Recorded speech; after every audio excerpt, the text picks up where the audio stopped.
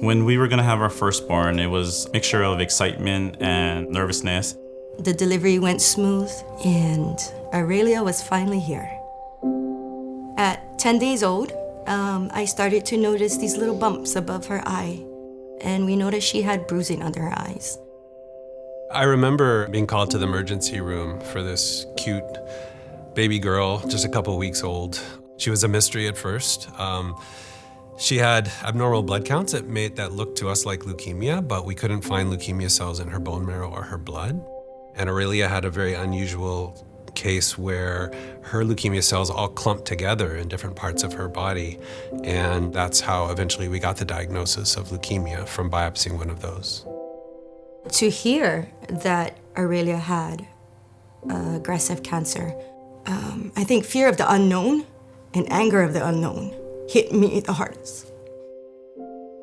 Your mind can't help but drift into that, like, we're gonna lose her.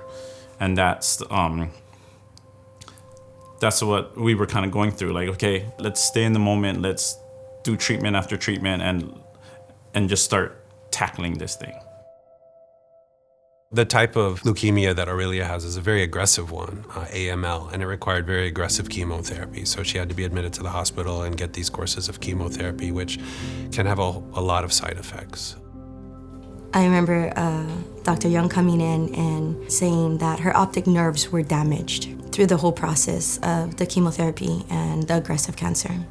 We were now faced with a daughter that not only is going through chemo, but also we just learned she was blind. Talking about just days of just crying, feeling the guilt, feeling sorry for ourselves, and then eventually you're kind of just forced into having to deal with it and trying to get through 2 different diagnoses.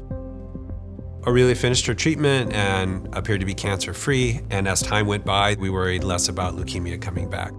From 1 year old to 4 years old, she excelled very well in school, in her home life, and around 4 years old, she got to the point of being really, really sick. She started showing signs of heart dysfunction by echocardiogram. Well, symptoms with heart failure usually present with decreased endurance, difficulty breathing, and when it gets worse, they will start having swelling. Working through the heart failure, Aurelia seemed to bounce right back, and she was her lively, happy-go-lucky person. And then around the age of 7, she suffered another setback when she actually had seizures and she actually had to be hospitalized. It basically led up to where we had to put a G-tube into her to give her more feeds through a bag. 2 years on the G-tube, she's doing better now because she's getting the nutrients and she's just slowly getting better. When Aurelia was 9 years old, she shows worsening signs of heart failure. She had swelling her stomach, so she wasn't feeling well. Her second heart failure, number 2, and she got through it, and she did. She got better, and she was back to normal again.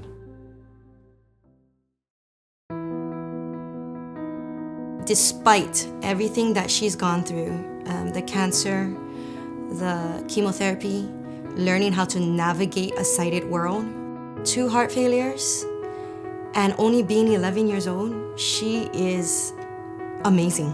She's simply amazing. I think Aurelia is a great Children's Miracle Network champion because she has gone through so much and shows all of us how to be resilient, how to overcome obstacles no matter what and how many are thrown at you. She's funny. She has a lot, I think, to teach us, and I think that's what makes her a good champion. I have a joke for you. How do you get a blind person to see? Usually by boat. This is a speech I wrote for Kapiolani. Ever wonder why Kapiolani is such a great hospital? It's because it helps you with heart problems, kidney problems, cancers, and so much more. It is a hospital that helped me and will help other kids to stay alive. Thank you to the donors. Thank you for making a difference in Aurelia's life, in children like Aurelia's, and for families like ours. Thank you.